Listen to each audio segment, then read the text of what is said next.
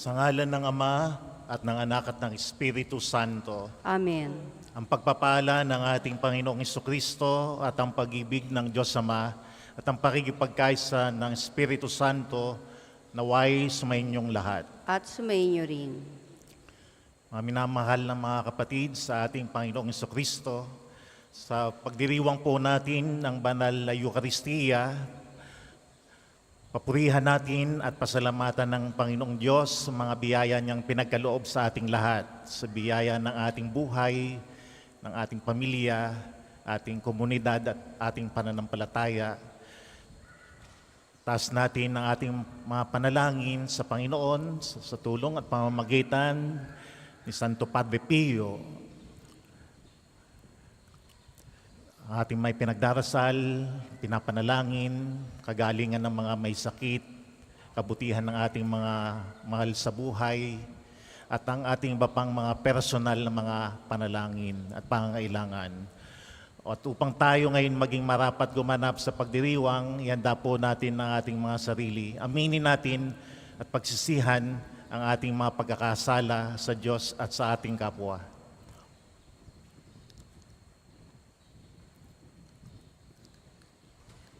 Naamin ko sa makapangyarihang Diyos at sa inyo mga kapatid, na lubha akong nagkasala sa isip, sa salita at sa gawa at sa aking pagkukulang. Kaya isinasamo ko sa mahal na Birheng Maria, sa lahat ng mga anghel at mga banal, at sa inyo mga kapatid, na ako ipanalangin sa Panginoong ating Diyos. Kawaan tayo ng makapangyarihang Diyos. Patawarin tayo sa ating mga kasalanan at patnubayan tayo sa buhay na walang hanggan. Amen. Panginoon, kaawaan mo kami. Panginoon, kaawaan mo kami. Kristo, kaawaan mo kami. Kristo, kaawaan mo kami. Panginoon, kaawaan mo kami. Panginoon, kaawaan mo kami.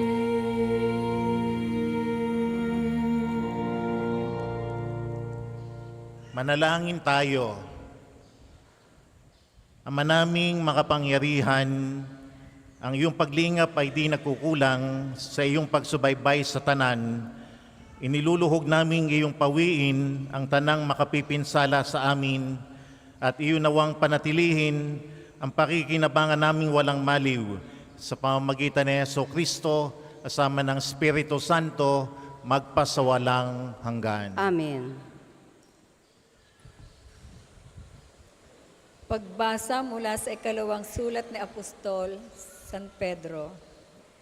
Mga pinakamamahal, samantalang hinihintay ninyo ang araw ng Diyos, magsikap kayong mabuti upang madali ang pagdating ng araw na iyon. Araw ng pagkatupok ng kalangitan at pagkatunaw sa matinding init ng mga bagay na naroon. Ngunit ayon sa pangako ng Diyos, naghihintay tayo ng mga bagong langit, ng bagong lupa, na pinaghaharian ng katarungan. Kaya nga, mga minamahal, samantalang kayo naghihintay, sikapin ninyong mabuhay ng mapayapa, walang dungis at kapintasan. Alalahanin ninyong kaya nagtitimpi ang Panginoon ay upang bigyan kayo ng pagkakataong maligtas. Ngayong ito'y alam na ninyo, mga kapatid, dapat kayong mag-ingat upang huwag kayong maligaw ng mga taong walang matuwid na patakaran. Sa gayon, hindi kayo matitinag sa inyong mabuting kalagayan.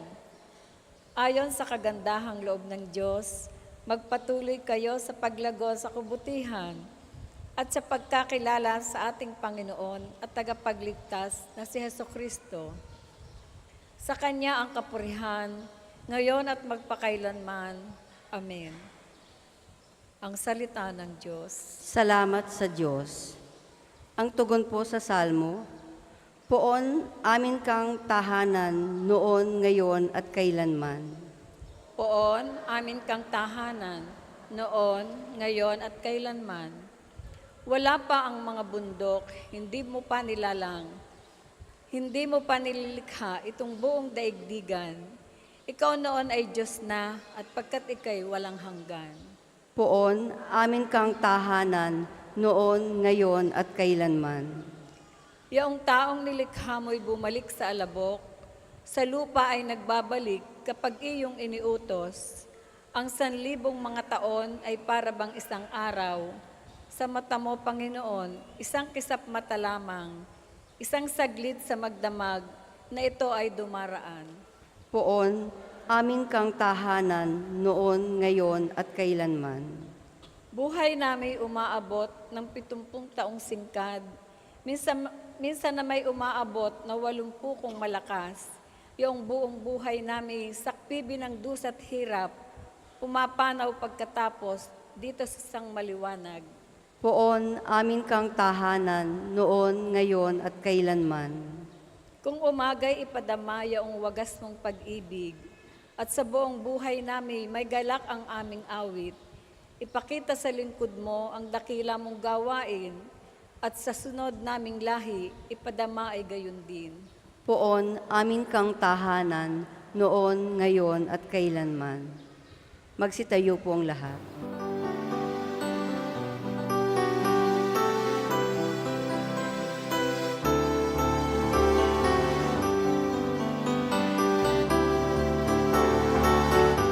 Alleluia, alleluia, alleluia.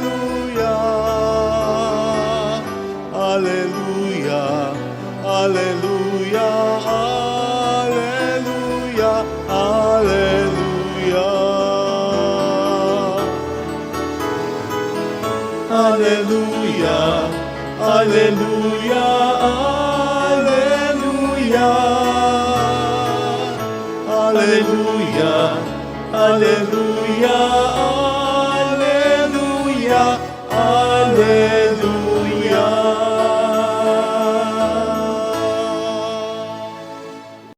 Sumainyo ang Panginoon. At sumainyo rin. Ang mabuting balita ng Panginoon ayon kay San Marcos. Papuri sa iyo, Panginoon. Noong panahong iyon, ilang Pariseo at ilang kampon ni Herodes ang pinapunta kay Jesus upang siluin siya sa kanyang pananalita. Lumapit sila sa kanya at ang sabi, Guro, naalala po namin kayo'y tapat at walang pinangingimian sapagkat pareho ang pagtingin ninyo sa lahat ng tao at tinuturo ninyo kung ano ang kalooban ng Diyos sa mga tao. Naayon ba sa kautusan ang pagbabayad ng buwis sa Cesar? Dapat ba kaming bumuwis o hindi? Ngunit batid ni Jesus na sila'y nagkukunwari. Kaya sinabi niya sa kanila, bakit ba ibig ninyo kong siluin? Bigyan ninyo ko ng 1 denaryo, titingnan ko. At kanilang binigyan siya. Kaninong larawan ang pangalan ang nakaukit dito? Tanong ni Jesus. Sa Cesar po, tugon nila. Ibigay ninyo sa Cesar ang sa Cesar at sa Diyos ang sa Diyos.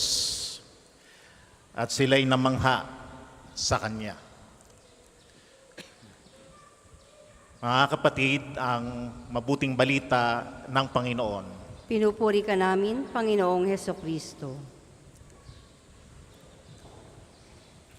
Gandang umaga po sa inyong lahat. Good Magandang morning umaga po, to Father. everyone sa lahat po sa inyo na nakikisa sa pagdiriwang nito dito sa National Shrine ni Santo Padre Pio. No?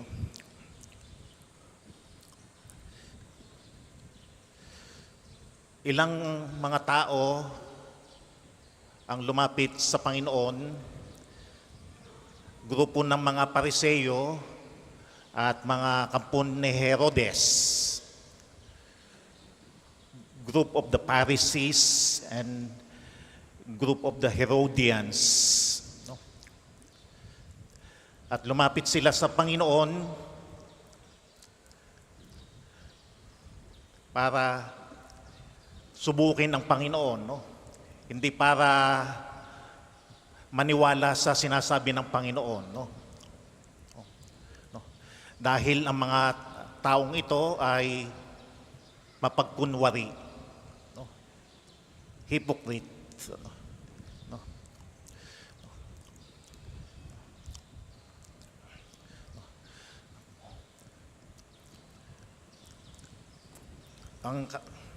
Kung merong tayong iniiwasang mga tao o nilalayo ang mga tao, ay yung mga tao na alam natin na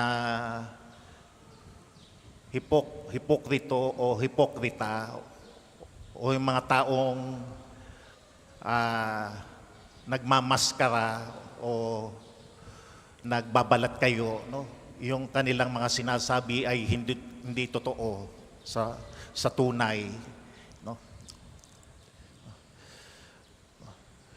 Maraming mga pangyayari na ang Panginoon ay nagkaroon ng engkwentro sa mga taong ganito, sa mga Pariseyo, mga eskriba, no? Nung panahon ng Panginoon. Dahil hindi totoo ang kanilang mga sinasabi at mga ginagawa, no? No? At sa ating ating relationship, pakikipag-ugnayan sa ating kapwa, no? No? Yung pagiging hindi totoo na tao, yun ang sumisira sa ating relationship, no? Sa ating ugnayan, no? Yung akala mo totoong naniniwala sa iyo, no? Pero sa likod ay negative pala ang mga iniisip at sinasabi sa iyo sa iba.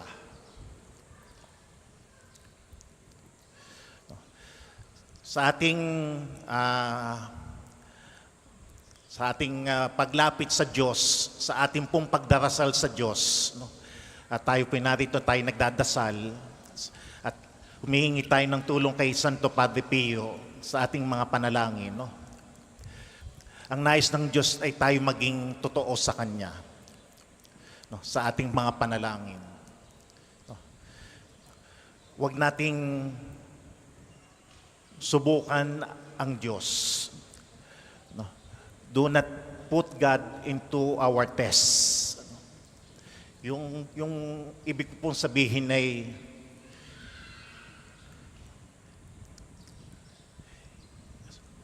susunod po ako sa inyo kung ipagkakaloob niyo po ang aking kaagad yung mga panalangin na hinihingi ko. It is an easy way of saying to God na sumang-ayon ka sa kagustuhan ko. Pero hindi po yun ang nais ng Diyos sa atin, no? Gusto ng Panginoon na tunay tayong sumunod sa Kanya, magtiwala sa Kanya. Dahil alam naman po ng Diyos ang ating mga pangangailangan, no? No? No? Wag nating didiktahan ng Diyos sa ating mga pagdarasal sa Kanya, sa mga hinihingi natin sa Kanya. Huwag natin siyang bibigyan ng kondisyon, no? Na sasabihin natin, lagi akong pupunta dito, magdarasal kung ang lahat ng mga kagustuhan ko ay ipagkakaloob po ninyo, no? No? No? No? Dahil ang nais ng Diyos ay maging totoo ang ating mga panalangin sa Kanya. At magiging totoo ang ating panalangin kung ang ating nasa sa isip ay tunay na pagmamahal sa Diyos. No? Kaya nga ang ibig sabihin ng Panginoon na ibigay niyo sa Diyos ang para sa Diyos, give to God what is due to God, no? Give Him time. No? Hindi yung konting oras lang, kundi yung ating buong oras. No? No? Give Him our whole self. No? Give Him our attention. No? Give Him our hearts. No? Yun ang ibig sabihin, no? Yung ibigay natin ang ating buong sarili sa Diyos. At yung lahat naman ng mabuti para sa atin ay pagkakaloob niya. No? No? No? No? Laging naman talagang dapat manguna ang Diyos. No? No? Ang ating pagluwalhati at ang ating pagpapasalamat at ang ating pagsunod sa kanyang mga kautusan. Maging totoo tayo sa ating relasyon sa Diyos. At yung pagiging totoo natin sa ating pagdarasal, sa ating relasyon sa Diyos, ipakita din po natin yan sa ating relasyon sa ating kapwa. No? Huwag tayong maging wag nating gawing ugali ay yung ugali ng mga Pariseyo nung panahon ng Panginoon na mapagkunwari na hindi totoo sa kanilang sarili. No?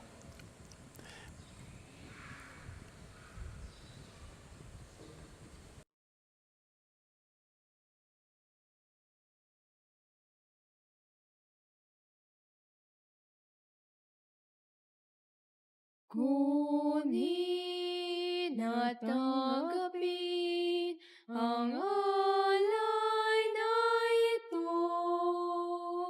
mga biyayang nagmula sa pagpapala mo.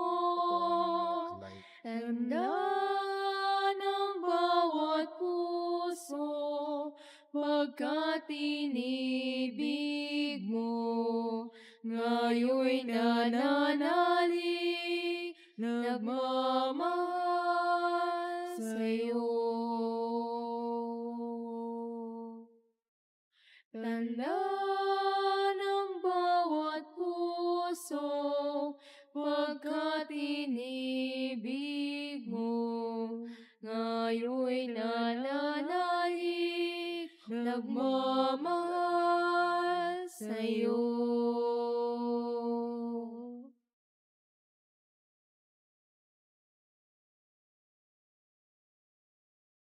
Magsitayo pong lahat.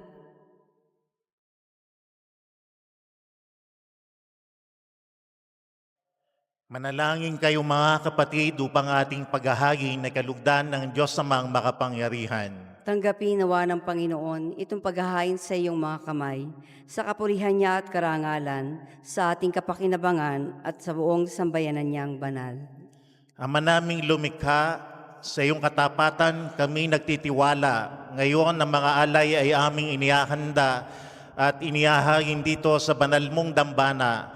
Sa kagandahang loob mong sa aming dumadalisay, kami naway makaganap ng may malinis na kalooban sa paglilingkod namin sa banal na pagdiriwang sa pamamagitan ni Jesucristo kasama ng Espiritu Santo magpasawalang hanggan. Amen. Sumainyo ang Panginoon. At sumayin niyo rin. Itaas sa Diyos ang inyong puso at diwa. Itinaas na namin sa Panginoon. Salamatan natin ang Panginoong ating Diyos. Marapat na siya ay pasalamatan. Ama naming makapangyarihan, tunay nga marapat na ikaw ay aming pasalamatan.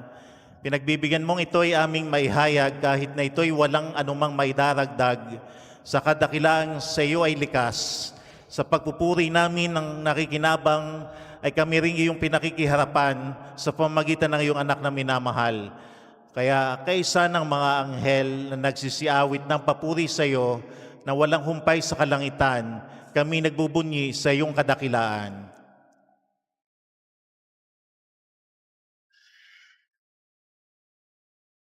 Santo, Santo, Santo, Panginoong Diyos ng mga hukbo, napupuno ang langit at lupa ng kadakilaan mo.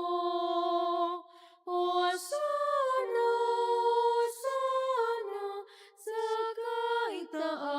kaitaasan, pinagpalang na paririto sa ngalan ng Panginoon.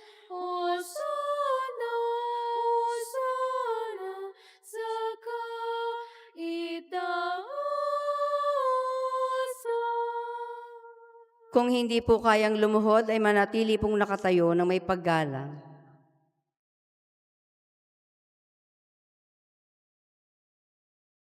Ama naming banal, ikaw ang bukal ng tanang kabanalan, kaya sa pamamagitan ng iyong Espiritu, gawin mong banal ang mga kaloob na ito upang para sa amin ay maging katawan at dugo ng aming Panginoong Hesukristo. Bago niya, pinagtiis ang kusang loob na maging handog. Hinawakan niya ang tinapay, pinasalamatan kaniya, pinaghati-hati niya yon, iniabot sa kanyang mga alagad at sinabi, "Tanggapin ninyong lahat ito at kanin, ito ang aking katawan na ihahandog para sa inyo."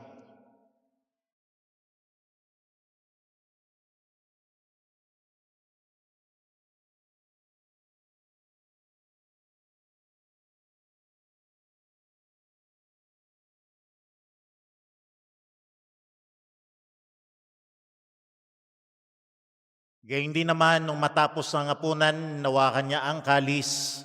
Muli kaniyang pinasalamatan. Nabot niya ang kalis sa kanyang mga alagad at sinabi, "Tanggapin ninyong lahat ito at inumin. Ito ang kalis ng aking dugo, ng bago at walang hanggang tipan. Ang aking dugo na ibubuhos para sa inyo at para sa lahat sa ikapagpapatawad ng mga kasalanan. Gawin ninyo ito sa pag-alaala sa akin."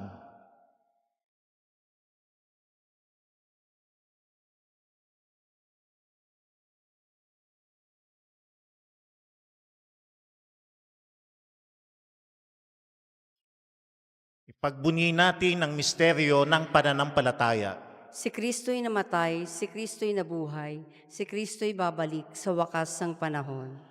Ang mga ginagawa namin ngayon ng pag-alaala sa pagkamatay at muling pagkabuhay ng iyong anak, kaya iniaalay namin sa iyo ang tinapay na nagbibigay buhay at ang kalis na nagkakaloob ng kaligtasan. Kami nagpapasalamat dahil kami yung minarapat na tumayo sa harap mo para maglingkod sa iyo. Sinasamo namin kami magsasalo-salo sa katawan at dugo ni Kristo ay mabuklod sa pagkakaisa sa pamamagitan ng Espiritu Santo, ni Gilbert na aming Arsobispo at ng Tanang Kaparian. Alalahanin mo ang mga kapatid naming nahimlay na may pag-aasang sila'y muling mabubuhay, gayon din ang lahat ng mga pumanaw. Kawaan mo sila at patuloyin sa iyong kaliwanagan. Kawaan mo at pagindapating kaming lahat na makasalo sa iyong buhay na walang wakas, kaysa ng mahal na Berheng Maria, Ina ng Diyos, ang kanyang kabiyak na puso, si San Jose, ang mga apostol at mga banal, si Santo Padre Pio, sila na nabuhay dito sa daigdig ng kalugod-lugod sa iyo, may pagdiwang nawa namin ng pagpupuri sa kararangal mo sa pamamagitan na iyong anak na aming Panginoong Hesukristo.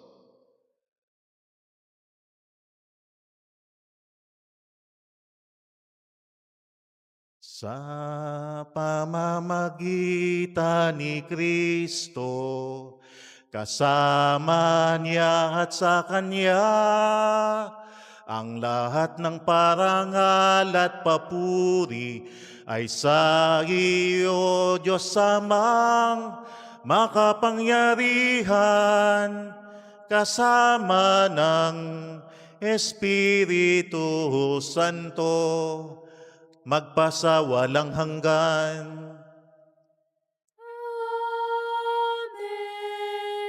Amen. Amen. Amen. Sa tagubiling na nakagagaling na utos at turo ng Panginoon natin at Diyos, ipahayag po natin ng lakas loob ang Ama namin.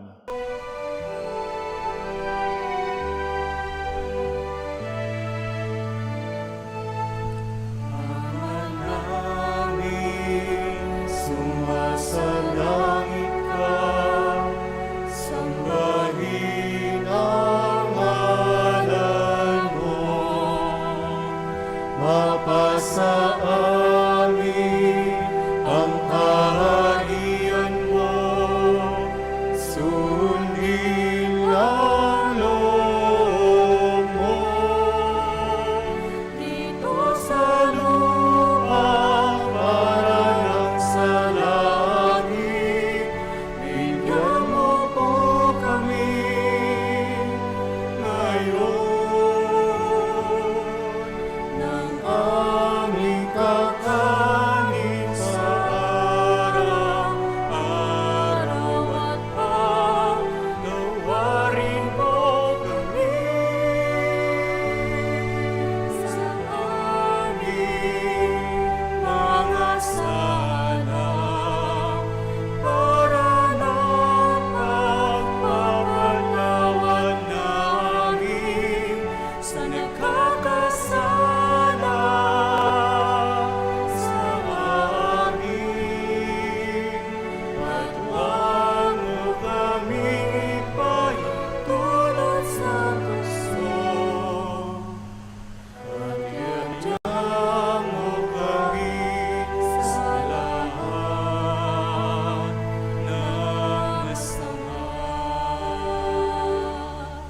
Hinihiling namin kami ay iadya sa lahat ng masama, pagkalooban ng kapayapaan araw-araw, iligtas sa kasalanan at ilayo sa lahat ng kapahamakan, samantalang aming pinananabikan ang dakilang araw ng pagpapahayag ng tagapagligtas naming si Heso Kristo. Sapagkat iyo ang kaharian at ang kapangyarihan at ang kapurihan magpakailanman. Amen.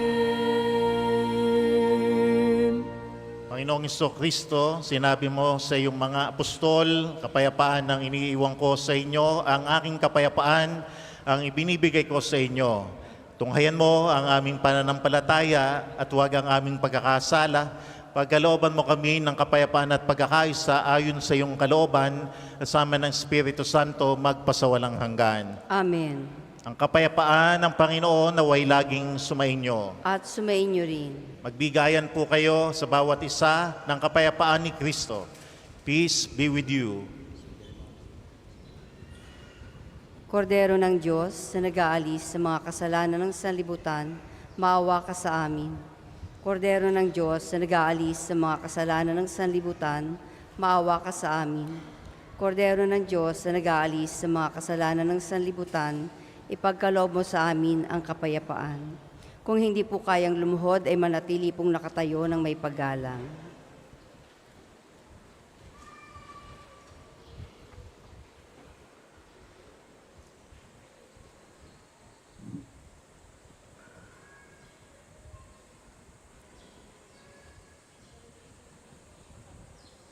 Narito ang ating Panginoong Kristo, ang kordero ng Diyos na nag-aalis ng mga kasalanan ng sanlibutan.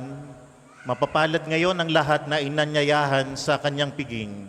Panginoon, hindi ako karapat-dapat na magpatuloy sa iyo, ngunit sa isang salita mo lamang ay gagaling na ako.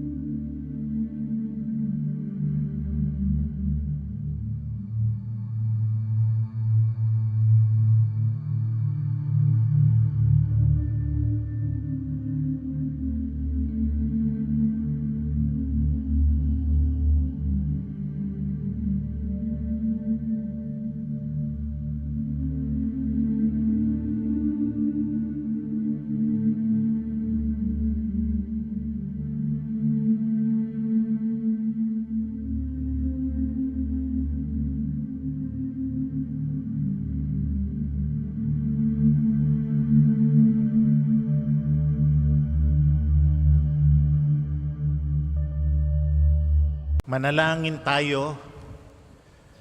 Ama naming mapagmahal, pagharian mo sa iyong Espiritu, kaming pinapakinabang mo sa katawan at dugo ni Kristo upang di lamang sa pagsasalita, kundi rin naman sa pagsasagawa, ikaw ay aming maidangal at maging marapat kaming makapasok sa kaharian mo sa kalangitan sa pamamagitan ni Jesucristo kasama ng Espiritu Santo magpasawalang hanggan. Amen.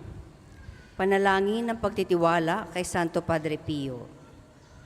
Padre Pio, taga Petrelcina, mongheng banal, pintakasing santo ng milenyong kasalukuyan, gabay namin sa pagtahak sa landasing makalangit, takbuhan sa pangangailangan, huwaran ng pagtitiis. Sa iyo namin inilalapit aming mga kagipitan, sa iyo po ibinibilin kalusugan at kabuhayan.